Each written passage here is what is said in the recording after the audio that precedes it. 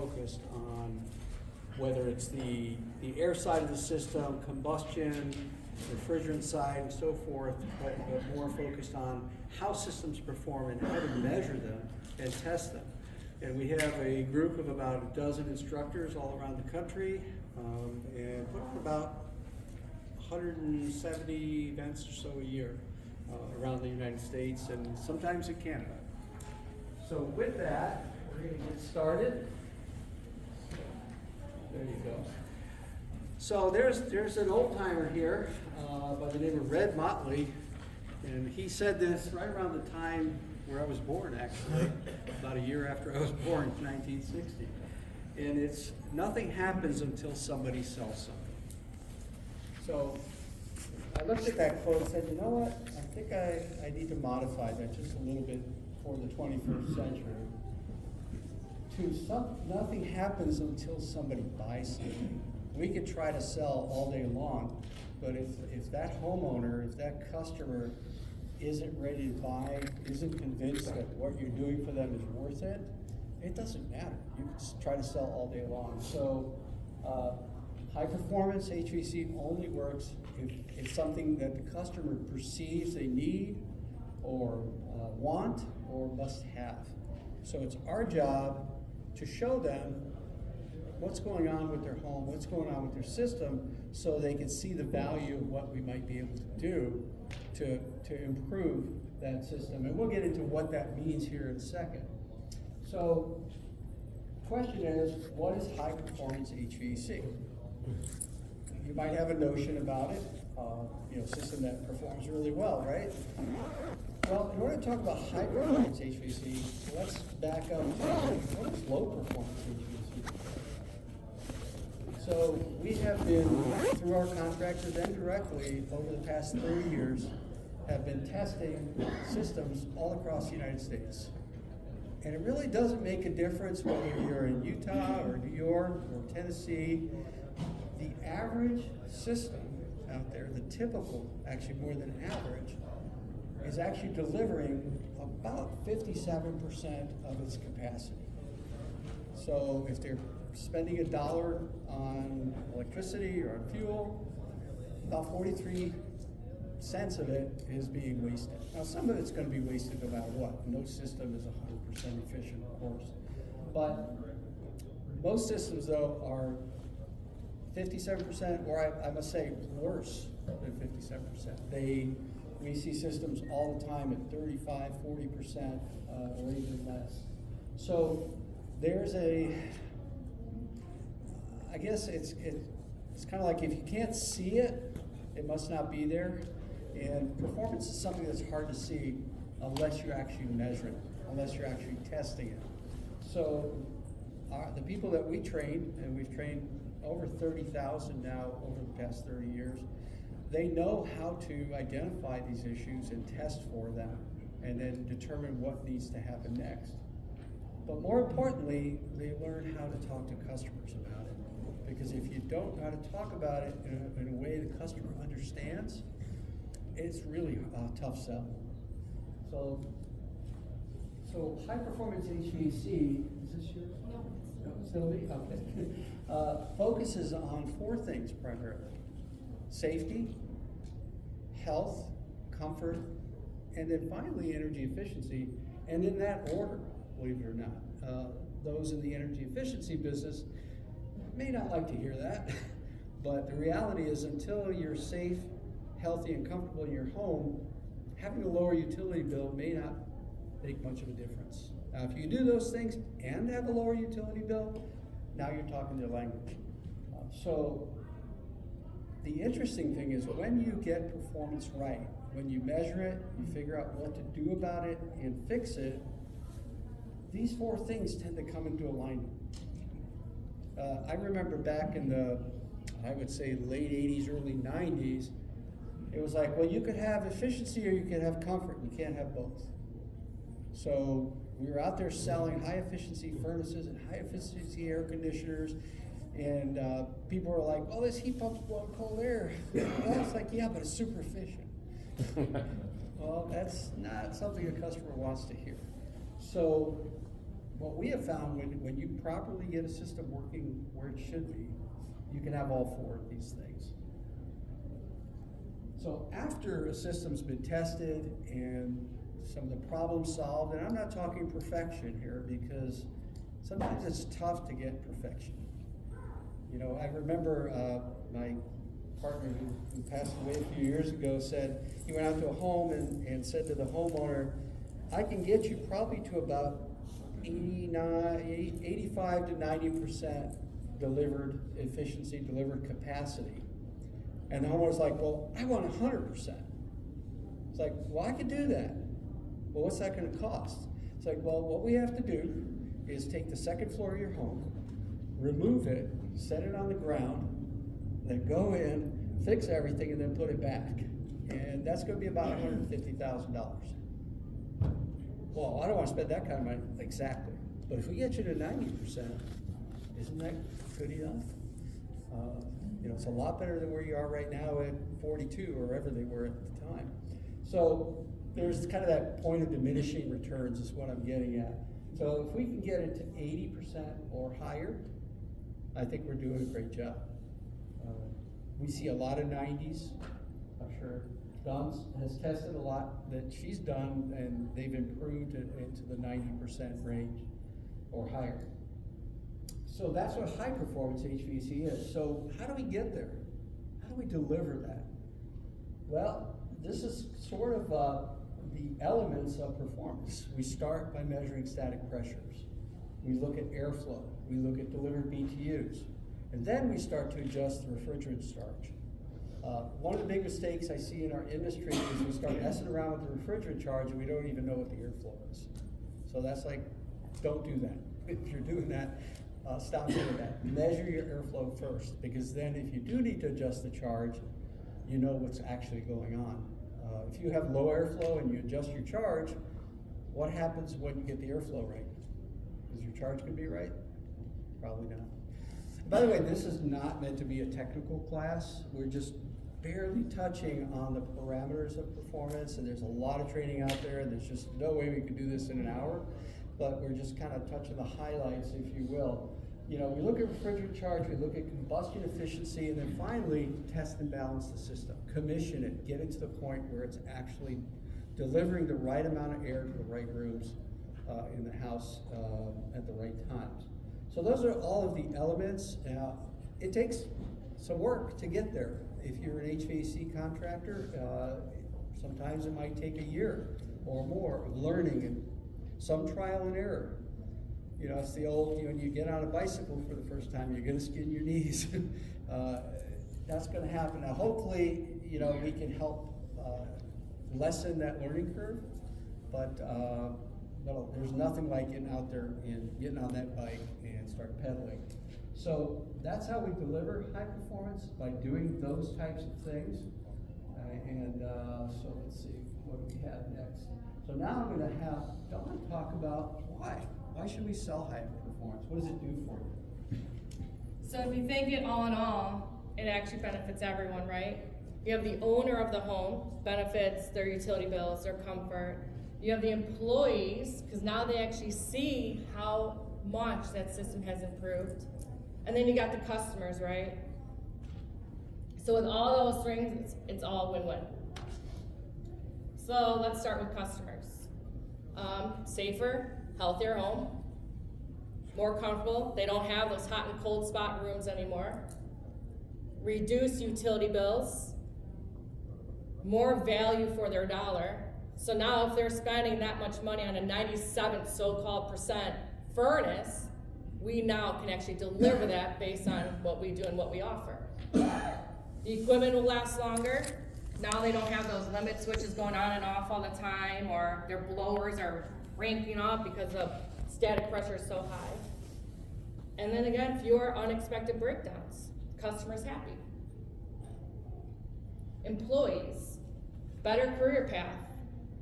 One example I want to share is we are a smaller company. We had kind of do a little clean shop. We had 2 service techs that we just recently hired. They were with a large company here, and actually based out of Chicago, and they were just kind of sick of that day in, day out of running from Indiana to Wisconsin to Chicago. They were all over 14 hours a day. Where our career path, it's not focused on that swap of equipment or parts. It's really a better career path of benefiting them, right? They're learning more of the static pressure. They have better income. They're gonna make more money now because they're educated and learning. Job stability. So those slow seasons, there's no more slow season. When we're doing the static pressures, temperature rise and all that, their jobs, they're stable. They have work all year round. Goes into year-round work. And again, personal growth and value. They have more now to show as a technician and showing to the client as well of their static pressure and temperatures. And then the company, who you work for, it's win-win. We differentiate ourselves. We are going to be more higher, but again, we have all the data to show them why we are higher, because we're going to improve the comfort and efficiency of their home. Higher profitability. So on all those air upgrades, we're different. We can charge more because there's no other contractor in the area that has the data to prove what they do.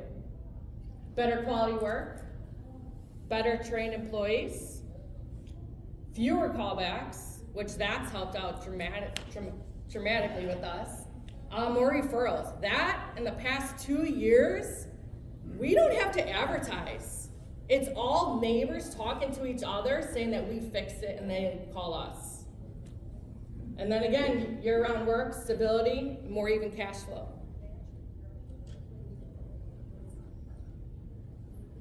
So how does the customer educate is the key, right? You teach your way through the purchase, not the sale. So truthfully, like on my sales calls, I am at that client's house and test it. Have the installers test out. If there's anything that goes wrong or need to do air balancing, I will step in and make sure we constantly have that communication with that client. We also want to teach our customers, right, about their home, their system, how to buy it, and what they want. Okay, I'm going to jump back in and talk a little bit about, so how do we get this work? What do we do to get customers wanting us to improve their systems, to improve the performance of their systems? Well, after years and years of looking at what our contractors that we work with, what they do day in, day out, we identified really 3 types of leads.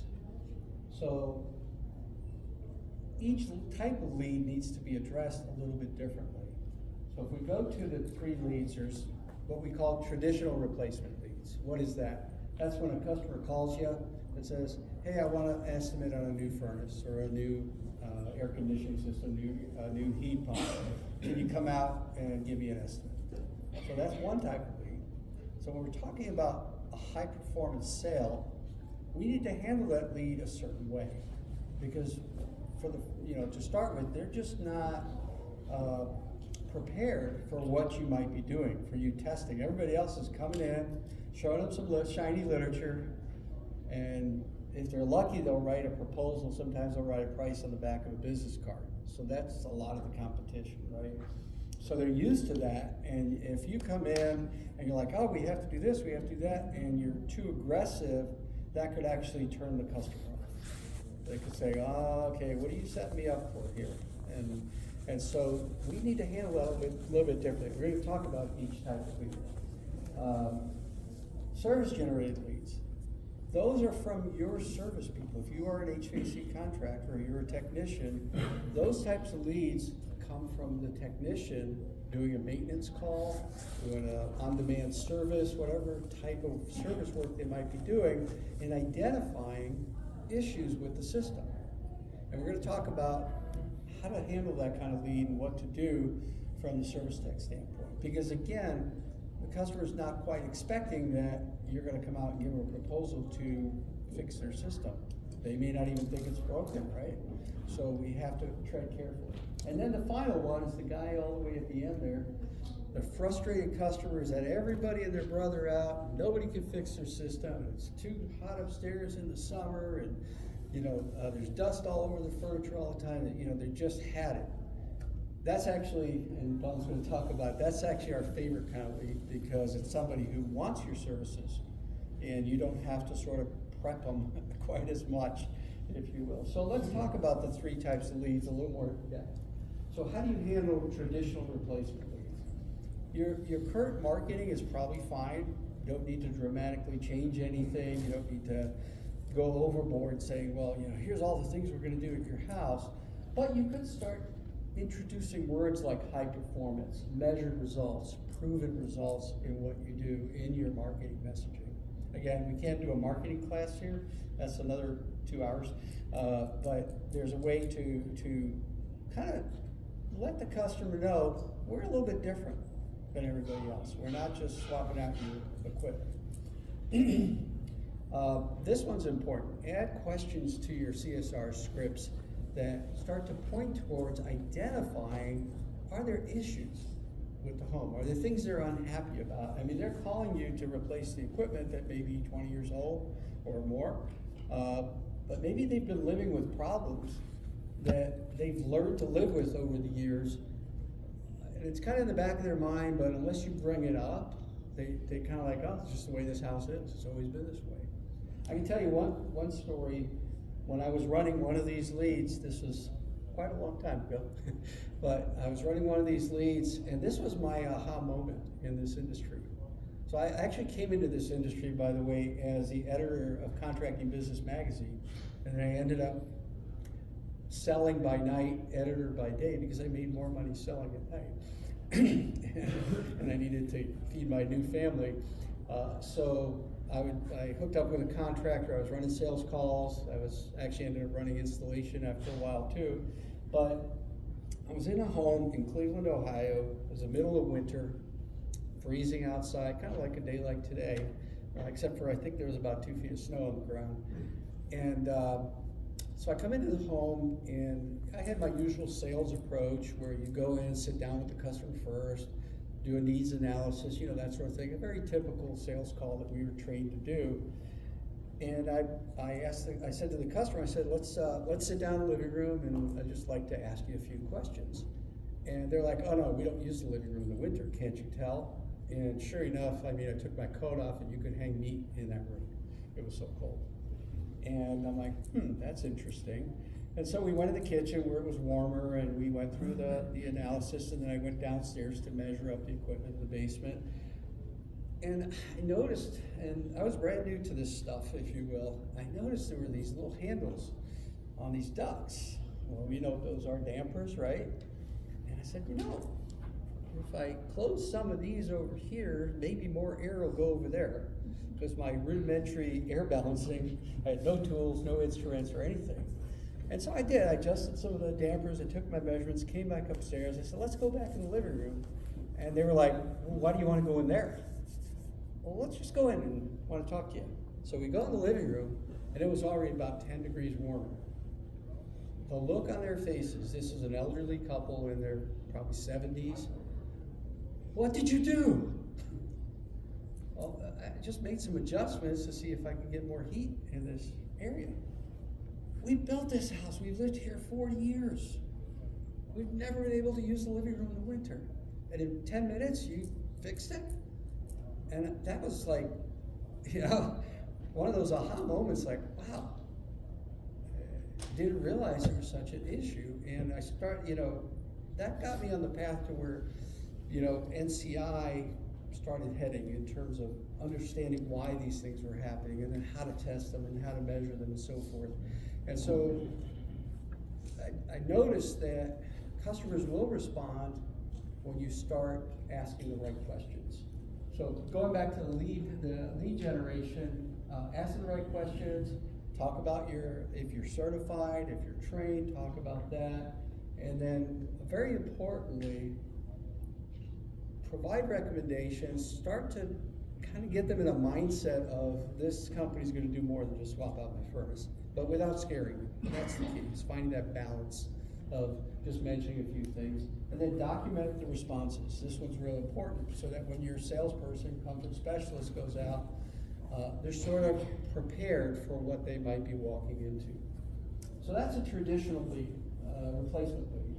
Service generated leads, again, that's when your service tech is out doing maintenance, a repair and so forth. We basically just add static pressure testing to that, which is a fairly simple thing. It takes 5 minutes, including installing your test ports. Again, we can't get into all the detail here. I wish I could. It's a lot of fun to talk about it.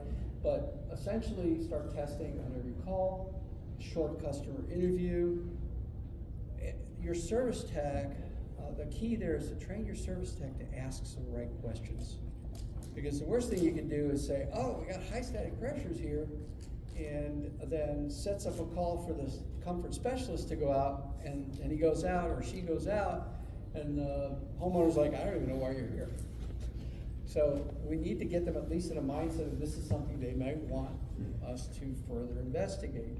So we talk about that. And again, document.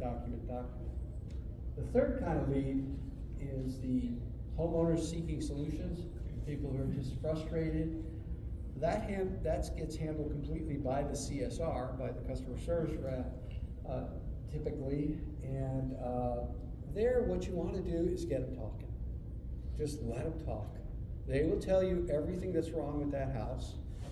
They are your best investigator in that house because they live in it. So they're telling you all the problems they're having. Just write it down, let them talk. Then offer to test. We have trained, certified technicians on staff that can come out and test. There is a fee for doing this testing. Typically, our contractors will charge something. Now, if it's an existing service customer, they may not charge for that.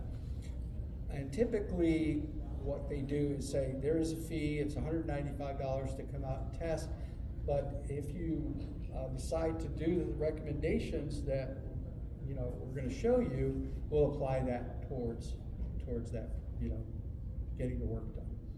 So that's a way to do that. And then, again, set up the appointment for the comfort advisor, comfort specialist. And sometimes you need a technician to go in with them. It depends on how severe the issues are. Because you can't rely, nothing against salespeople, but not all salespeople are fully trained to do the full analysis of the house. So you might want to send a lead tech out. And again, document. So that's lead generation. That's how you get leads to do high performance work. So the next step, I think Dawn's going to jump in, the sales call.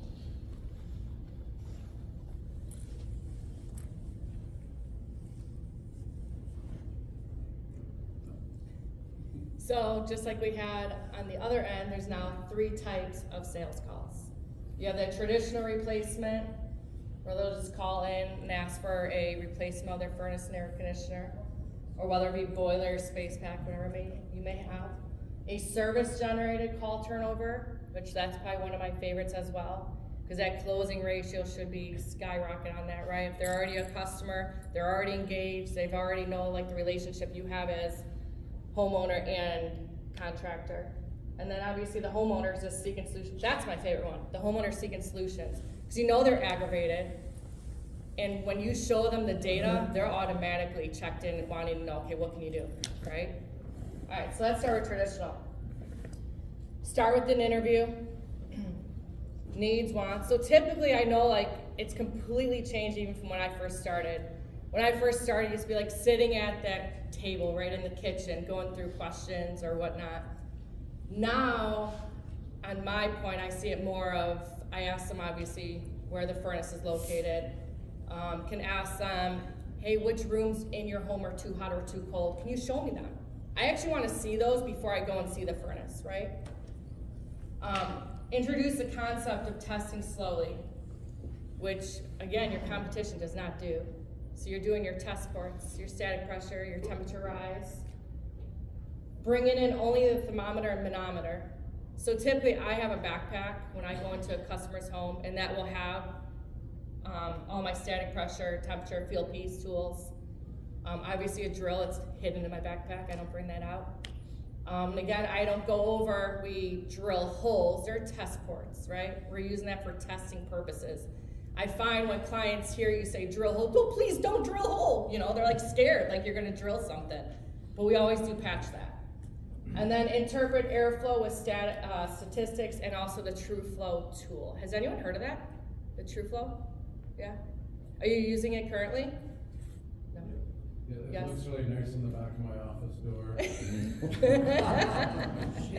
So that is something that we just recently started as well. So what it is, instead of, you test it with the filter, correct me if I'm wrong, but you test it with the filter first, your static pressures, right? On this instrument. And then you take that filter out and you put in this TrueFlow tool, right? And it looks like a filter and there's little measuring devices inside. And it's all sealed tight, so there's no air leakage through. And it will actually provide your CFM that is coming back to your furnace. So there's no more guessing or even doing a traverse. It will actually measure that right at the filter.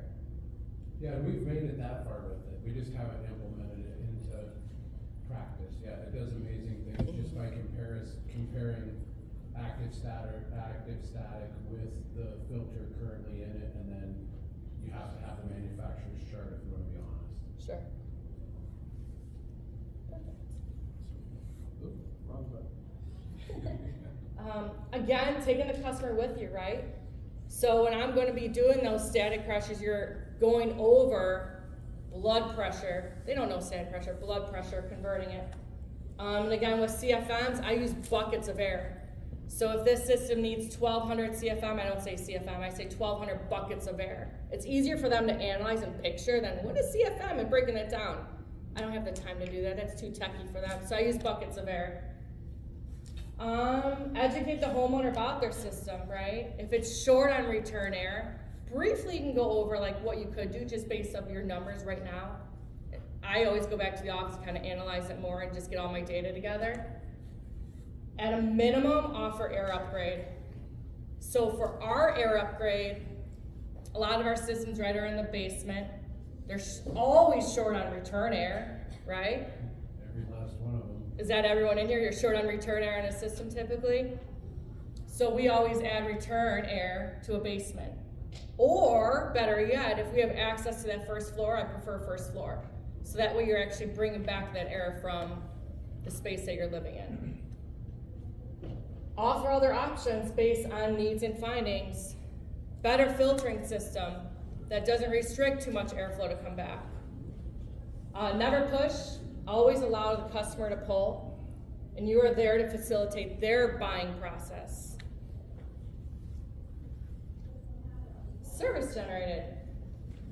So you're gonna start with that same interview, going over the questions, their concerns. Begin testing fairly quickly, because again, they're used to your process, right? The technicians have already pretty much done the static pressure temperatures. I'm just verifying, just making sure everything looks like what they took, what I'm doing out there. Bringing in the thermometer, the manometer, interpret airflow from static pressure to TrueFlow. Every once in a while, I'll come into a home. I had a house actually up in Lake Bluff area where they had complained of airflow on their second floor and then some rooms on their first floor. Well, on their first floor, the family room had a slab. So there's no crawl space, no basement, nothing, right? The ductwork just disappeared. Well, the way they had that connected and all that ductwork running to it was so small, not to mention by taking out my airflow hood, it actually demonstrated that it was only delivering half the capacity of airflow that was needed.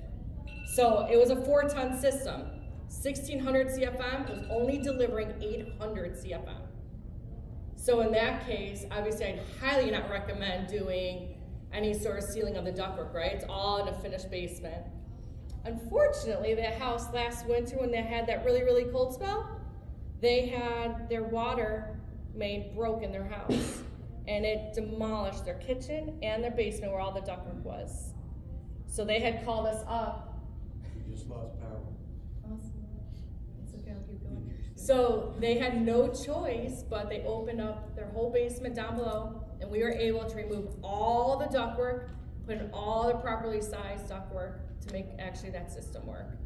They had way too much duct leakage from, static pressure was really low, right? I'm like, okay, static pressure is low, airflow is really low. Static pressure is low, airflow is low. Well, obviously there's huge duct leakage in that system. So we went in, replaced it all, and now they're delivering like 90% on what they should be for a 1600 CFM system. I forgot to plug the computer Oh, no. in. Usually helps. Yeah, it was. But again, like typically I will not take out the airflow hood unless they are a regular customer. And I know most of the time then you will be closing that sales. Because obviously my closing ratio right now is about 90% on service leads. So that's when I know that I'll bring out the airflow hood to bring more kind of fuel to the fire, right? To kind of show them that we are doing the proper job for them. Almost there, sorry. No worries. It wouldn't be fun if it wasn't gonna be a problem. So through NCI, they have what's called a Comfort Max, where you're able to input all the data that you collect on that call, static pressure, temperatures, and airflow. So we are able to show these clients what their test in is, and I'll show you an example later on, that it may be at like that 56% like Don mentioned, but by the time we test out, it's about 80 to 90% efficient. Should I jump ahead or? Yeah. I think you covered some. Yeah. My favorite one, homeowners seeking solutions. So this could be a paid diagnostic. It all depends on how far typically I need to go, right?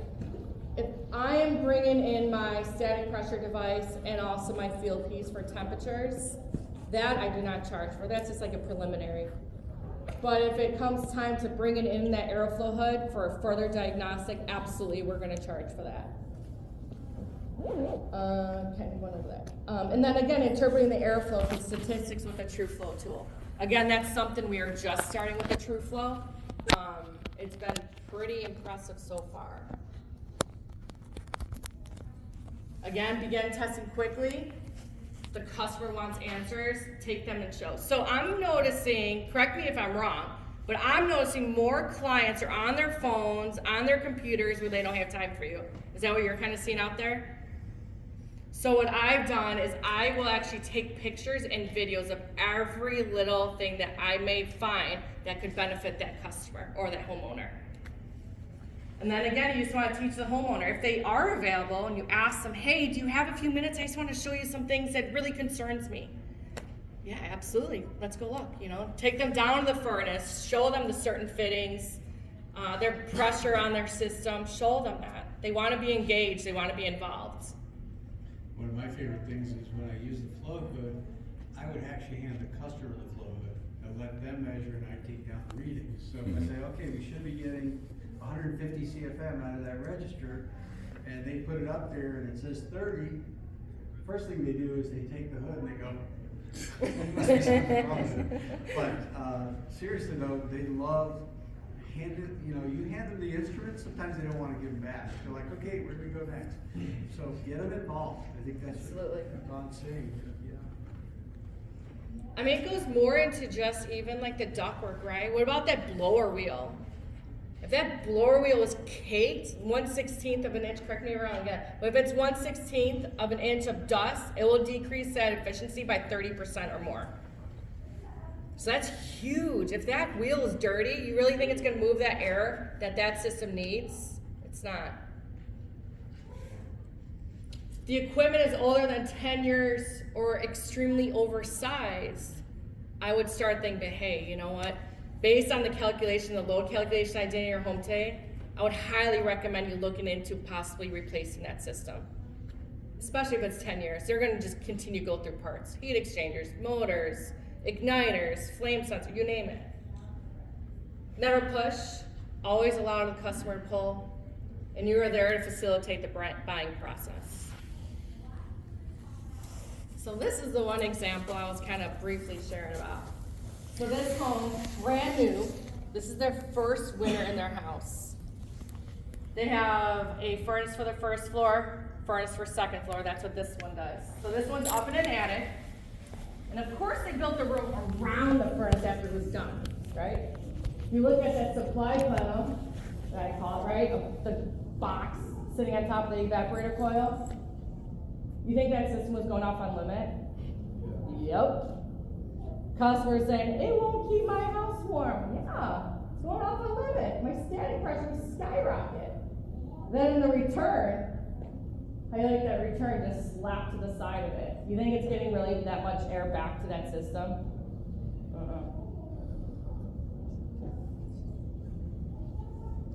So part of my report, so I go there and take pictures, especially on this one, because there's a lot of data and a lot of things I had to do to reconfigure the system, right? Again, this house was only, he lived in it for 6 months, and in the winter is when he noticed airflow issues. So in my report, I always have my certifications, just as part of collateral. Then I write up a report.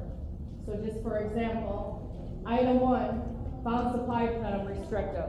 Well, yeah, that's why my limit was going, right? Found return air drop restrictive, and also found filter open to the attic. How many times do you see that? Where you have that 1-inch filter, and there's nothing covering it, right? So you're just pulling all that air from the basement and attic. That's beautiful, right? It's getting filtered. Found coil to be only an upflow coil. So my thinking on this system, I didn't have any room with height this way, correct? So in our line of work, we have to be creative. If we can't have it vertical, we can flip it horizontal, right? So now we have more room for the ductwork. Found supply trunk undersized for the east side of the house. That's where they were complaining. Based on the manual J for the storage room and the playroom, the ductwork was undersized. So this client, I did not charge because he was already an existing client in his previous home. I knew he wasn't going anywhere. And he was standing there watching me take all these tests. He was involved. Found blower wheel dirty. I wonder why that was. That filter is wide open again, right, to the attic. Even though it's in a closed room, it's still pulling from everywhere. Found furnace short cycling going off on limit due to the amount of airflow and restricted supply and return. Found furnace was rated at 35 to 65. My temperature rise was 69. Found return elbow broken off and not connected in the attic. I mean, there was on and on. And this house even had gas leaks when we arrived. It smelled like gas by the furnace. So I had to call a service technician, like, hey, you gotta get over here right away. There's a safety concern. Tech comes over, and sure enough, the union wasn't tightened all the way. By the way, this slide deck, if anyone would like this slide deck, if you sign in, there's a sign sheet here. If you sign in outside, we'll go ahead and send you this slide deck or send you a link to it where you can download it. So all the detail will be in there. So then what I do is I take all that items and I make pictures. So this is what the customer will receive with their proposal. So now it's more collateral, more data, and they actually see, oh, that's what she meant by the supply plenum. Or look at that return, right? Look at the blower wheel. So again, now seeing, okay, I showed them at the job, but they may forget. There's so much data that we collect. Now it's all on a document and they can go back and look at it. Anyone want to guess why that blower wheel was caked? Leak on the return. Yeah. The other Let's say thing, the attic insulated, cellulose got sucked in. yeah. And what do a lot of the builders do during construction?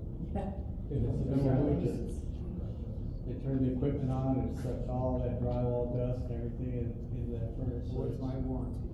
Yeah. Well, one thing I forgot too is this was up in the attic, right? So it was a pull down ladder. As soon as I pulled that ladder down, my hair was like moving like there was a fan. I was like, what? It's crazy. So again, once we fixed all that ductwork, it went away. Major pressure. Yeah, absolutely. Crazy. That's just more pictures of course, data plate. That's huge, right? So you know what size BTU it is and what size, how much CFM is needed, what blower speed to put it on. And then obviously your temperatures. So that's the after. So that's why I say, like, you have to be creative. Just because you see an upflow furnace does not mean it has to stay that way. Again, this is a 1-year-old house, and we had to start from scratch, unfortunately. And you didn't replace the furnace? We did not replace the furnace. The only thing we replaced, equipment-wise, was the evaporator coil. Yeah, that coil was not rated for a horizontal, so we did have to put in a new coil. Other than that, it was just all ductwork we had to redo, and a new humidifier. The humidifier they had not a fan of. So we have an automatic. So of course, based on temperature outside, will automatically determine on what humidity you need for your home. So just a simple job like that, right? We do test in, test out. This is now the test out that we use through NCI, which is called the Comfort Max. Did I send you the test in at all for this to show you? The test kit, I don't think you did. No. That's okay. But I know the system on this was at like 56%. And this is our test out. So the heating performance is 100, heating system performance is about 93%. And then it shows you like your total static, air filter, supply duct. And again, you see that needle, it's easier for that customer to see, okay, where am I having that problem? Obviously, once you get to that orange and red, that's like, okay, I need to focus on that. And by the way, does everyone understand the difference between heating equipment performance and heating system performance? So what is a system? Is it a furnace and a coil and condenser unit? No. System is from the return to the supplies and everything in between. And that's what the heating system performance, so she brought it in at 93, that's ours. They really got their money's worth. Have you guys seen a lot of like the newer homes with ductwork with high static pressure and all that, or what are you kind of seeing in the field wise? Well, yes. Yeah, but if you look at like the newer construction right now compared to what it used to be, right? Like now it's just pretty much they're in, they're out. They're looking for the best deal possible.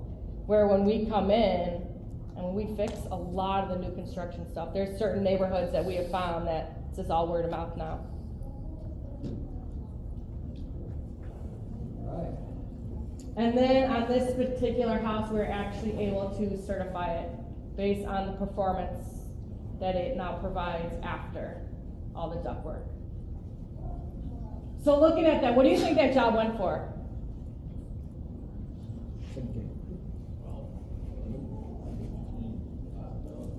More. 25, 30. About 20. Yeah. Just ductwork. Oh. Yeah. Just the that's not equipment. That's just the evaporator coil. Evaporator coil. Yeah. And that's something important I think that we want to emphasize is when you're doing high performance work, you're not charging for the ductwork or the piece of, flex or whatever it might be. It's like if a surgeon's operating on your heart, are they charging you for the sutures? They're charging you for the knowledge. They're charging you for the knowledge. And this is not ripping off the customer. The customer's getting more value than they would have gotten any other way. If somebody else had walked in, all they would have done is probably just replace the equipment and had the same problems. Because that's typically the go-to. It's just swap out the furnace and what happens. Probably would have been the same price too. How many calls would you say you go on that already have properly placed ports? Oh, not many. Unless we were there, but no. No. They're actually usually in the wrong spots. They're usually one above the coil and one before the filter. That's all we usually see on static pressure. Well, it passes that way. Yeah. True. Awesome. Well, thanks, Don. I'm just gonna kind of wrap some things up and then we can open up to questions. So, how do we get there? We talked about how to sell high performance, and I hope that some of this resonated with you and that you could put it into your processes if you're a contractor or a salesperson.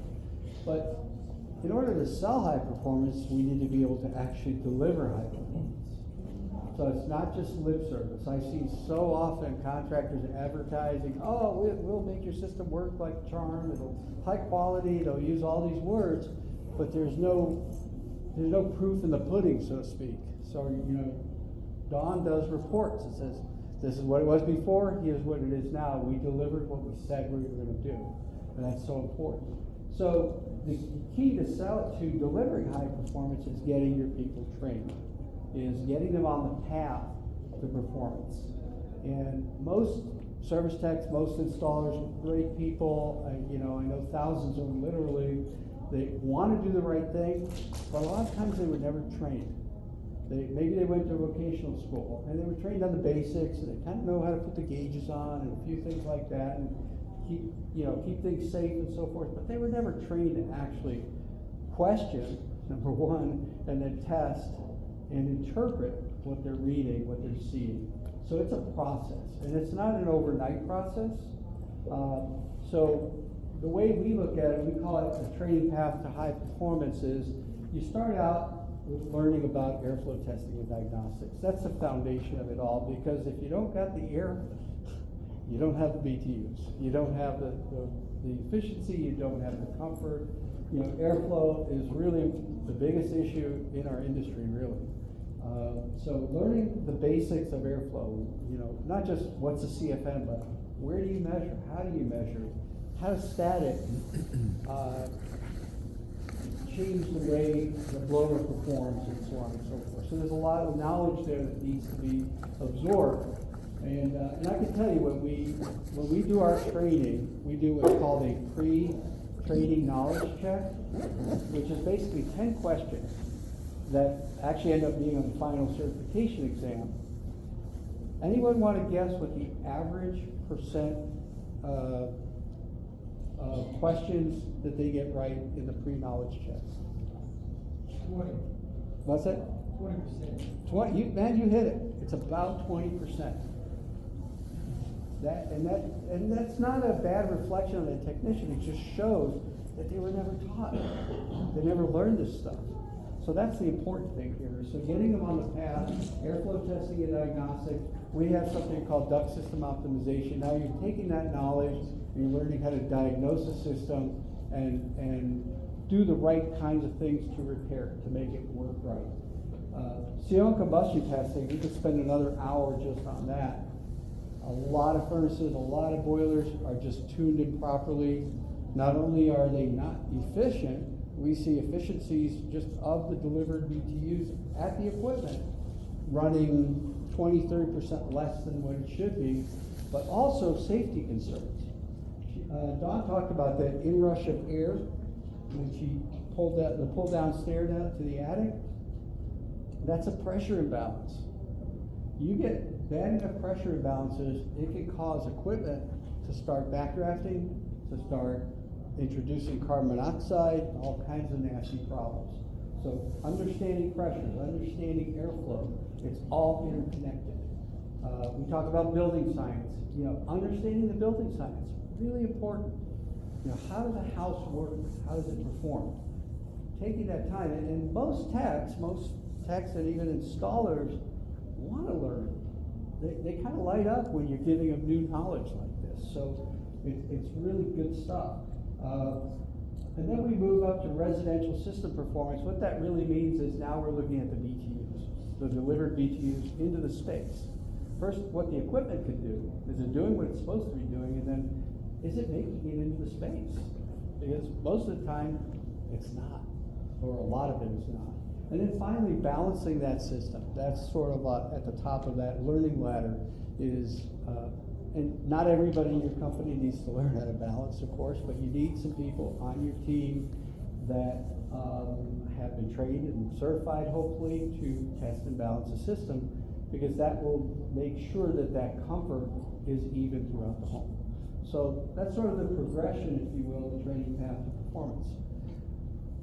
We could literally spend another day on this. There's so much more we'd love to share with you. I would say, let's see if you got the next slide. If you have questions for us, come by the booth. We're in the South Hall here at booth S9043. Several of our trainers are there too. They'd love to answer your questions. But we have a little bit of time, and I think about 10 minutes. So if there are any questions, we'd love to chat with you. Yes? What booth was that again? Oh, I can put it back. I'll leave that one up. There you go. There you go. 9043. Any other questions? That was an easy Yeah. one. Yes. You're pointing at me? Yeah. Okay, I think my question might be for you, Dawn. Yes. So I think great information, and I think a lot of us know this and believe it's the right thing to do. We provide some similar guidance to our customers, but I think what so than challenges with technicians, is challenges with owner and business philosophy. So what I mean is, it gets busy. I don't have time to do testing. We Sure. gotta run 6 calls today. Absolutely. So from your personal experience with, changes you guys have made at TBS over time, Mhm. do you have any real data on revenue increase or conversion increase or like data that can get into their heads to, instead of just, well, it's busy, I can't do that right now? That brings up a great point, because I feel like you're correct. On service calls, we always try and tell them to do static pressure and temperatures, whether it's busy season or not. We need that data, because they don't realize how critical that is, let's say a year from now. And we go back like, well, what was the coil pressure before, what is it now, right? That's why it's so important, and that's where I think we have to bring that back to the service techs to show them that's why it's so important. But I will say, let's say I go to call, furnace is condemned, brand new customer, let's just say, right? Unfortunately, I cannot do any of that testing there. So what we tell that client at that time is, unfortunately, we are not able to do the performance testing that we would like to. After we install the system, we are gonna be performing this. We'll let you know if there's any other solutions or whatever we may come up with to help them later on. Because that has happened in busy season. Don, would you say you typically offer that air upgrade though up front, just by visually looking? Yeah, you could, absolutely. Yeah, if you measure the ductwork, right, once you get the hang of everything, when you measure the ductwork, see the fittings, how many returns are in the home, how many supply, you can definitely come into some air upgrades, absolutely. Yep. Hey, Don? We onboarded with NCI this past year, and to address your issue, we talk about it as a liability, as malpractice. And it kind of makes, a physical reaction in my body to think about all the places that we've left and said, boy, we're heroes, we fixed your furnace, right? And they're like, well, our utility bill's still $500, and then the list goes on and on after taking the combustion training, and looking at the low-level CO that we find in people's homes. What NCI has done for us is we bring it down to a liability. Like, our technicians have to cover theirs first, the company second, and then NCI's third. Because realistically, these guys are a foremost authority, and all of their knowledge is public. And so, if we're not practicing what we've been taught, then we leave not only our technician, our company, and our associates all liable. It's like when people get wrapped up in a Ponzi scheme, and they're all sitting around like, where's your static pressure reading?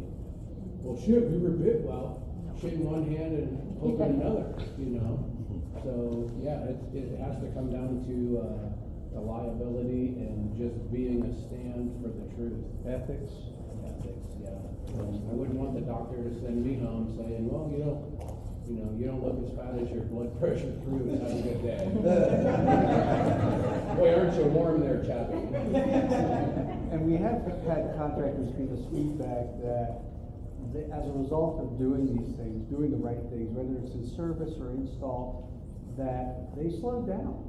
They won't let their technician run 6 calls or 7 or 8 calls, maybe 4 for that day, because they know that they're gonna miss things. And again, liability is part of it, just doing the right thing for your customer.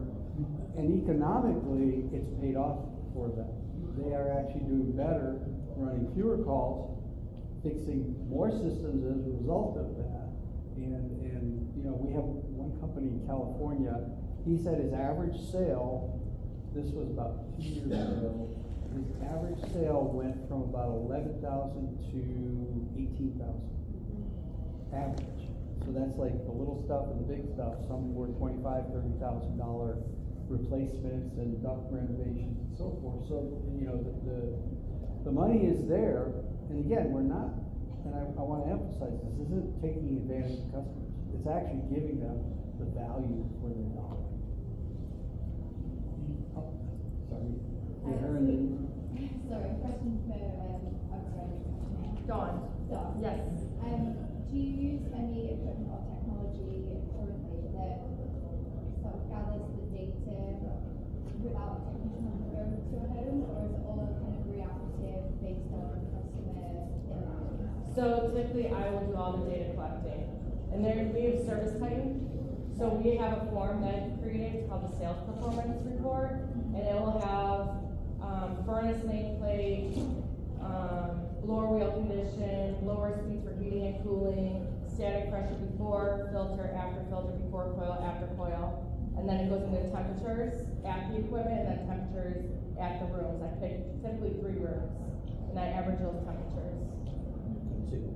And, well, that's for service technicians, yeah. And then for service technicians, we do the safety test, which obviously considers a combustion analysis, and that's on their form as well. So that would be, so at each touch point, the company already has an estimate, but not necessarily on an ongoing basis without facility required to check it. Be like a monitoring system. And John, I think you're. Yeah, so we use Smart AC. SmartAC.com has a booth here. If anybody wants to talk about it, their monitoring devices are second to none. And we monitor static pressure, temperature, and water leak real time 24/7 for $9.95 a month. So that's like SmartAC.com. ongoing software charge, If the equipment's included in that with a 2-year warranty, or no, with a 2-year contract, lifetime warranty on the product. They're in the 3,000 line. I just thought that was just amazing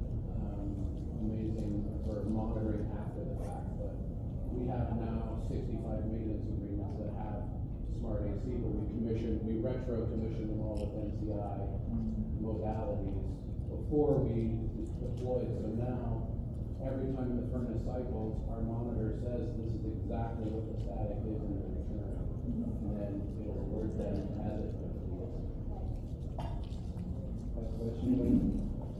We do a lot of change out in our areas that you can easily, simple modifications, when you do a change out, you get a static pressure usually down to a 0.5 static where it originally was, or 1.1 static.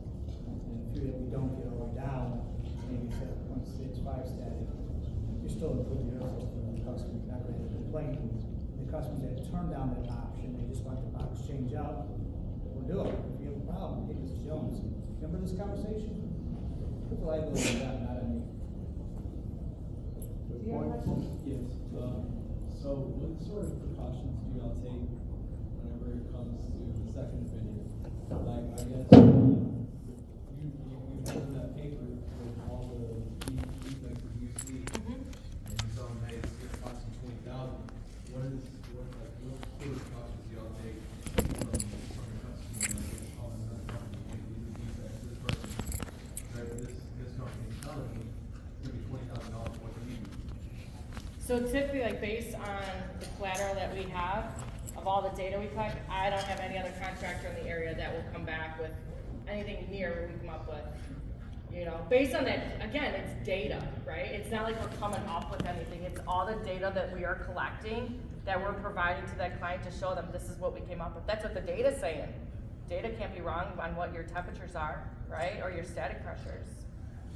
To that point too, a lot of our contractors, and you guys probably do this instinctively, they don't give the customer the full solution, like laid out in detail. It's like, Right. here's the types of issues you have, and here's what it costs to fix them. Yeah. You want the full engineering report, you know, we would have to charge you for that. And that's where we differentiated between, do you want the wham bam, thank you ma'am, tune-up, or do you want a full-blown diagnostic, you know? Do you want what the doctor's nurse gives you, or do you just want the gal at the front desk to go, oh no, you look like shit, right? and then we let them choose, and so for the deeper tune-up, we charge $189. If we're breaking out any of our field Ps, if we're going any deeper than, you know, sandpaper and a flashlight and 5-in-1, we're actually going to charge them, because more and more we see people that have 4 years of experience that are coming into our industry to be millionaires. And it's like, dude, we've got, you know, we fixed way too many furnaces to fall victim to people with a cheaper box. And so yeah, when people come back and they say, well, Mike said that ductwork's not as bad as you say. Well, again, saying one hand and whatever in the other, but once you measure, who cares what they do with it? It's more of a badge to be proud of than to worry about someone ripping it off. And Our next step is empowering our closest competitor, because we've jumped up to 220 5-star Google reviews, and they're still at 19 and they're 25 years old. Wow. And so this one-man guy came out of nowhere, 4 years of experience, and he's got 18 Google reviews, and so it's like, we're using our skills now that we're comfortable, now that the training wheels are off our bike. The next time we fly in an NCI instructor with our 8th and 9th seat, we're inviting our neighbors to come. That's Because awesome. The better our industry is, and we're in Marshalltown, Iowa, we have the Lennox factory right down the street. And we put in Amana furnaces in active people who are in the union for Lennox. And they, we measure in the end and they say, okay, yeah, I'll buy it. We sold Goodman furnaces for $7,000. And they're like, oh God, Javier can put one in for $1,500 or whatever. Okay, cool. That's great. And they take our floor price and they say, can you believe these scam artists give us 4 options? But that's something else you guys get into is, how to effectively run a business and measure everything you do and not have to guess what they're gonna do with your data. Do you have a question? Yeah, you go over the cost savings spreadsheet, like based on what it's gonna cost to remedy, make it more efficient, and how long it's gonna take them to recoup those investments. We do have some contractors. It costs me so much more to save money. Well, I think the key is, we do have some contractors that do a cost analysis, but one of the keys is, it's not just about saving money. Again, going back to the very beginning, the very first slide, people are more interested in comfort and, well, actually in safety, health, and comfort than they are in energy efficiency. Most people. I'm not slamming energy efficiency, but if they do it right, they will save money. Now, how much money will they save? That's kind of a moving target, because I can tell you what. Sales pitch is more comfort. I'm sorry? It's comfort. It's making the house balance. Yes. But it's also Comfort and healthy. I'm an sorry. integrity to engineering, because any manufacturer's engineering data is gonna say, once you pass point A, they got everything's clean. And so, manufacturers, every one of them says the same thing. Here's your box, I pray you do the right thing. Send your check. One other thing is that I can see you guys got some really cool little cards, and I encourage you to do this, just make them up on your own. Safety, health, comfort, and efficiency. Lay that out in front of the customer and see which ones they pick. Or what Not order of efficiency. priority they put them in, right? It's not efficiency, safety and health, all the time, across the board. Most of our ductwork upgrades are just to get them down below a 1+. I mean, most houses are so far past point 8 that we hate to be the return error in the basement bandits, but at the same time, what the heck else can you do when they don't believe you? Well, it's hit 72 for all these years. Well, when your delivered capacity is proven, there's no refuting it. Sorry, I didn't. No worries. Appreciate it. All right, anyone else?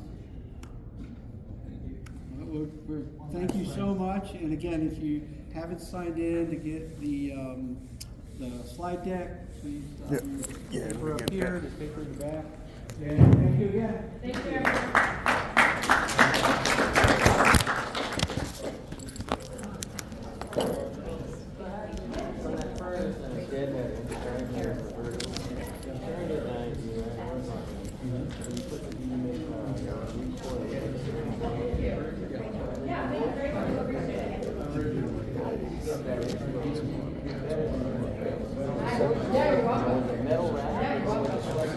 Well, actually, that would be an question for Don.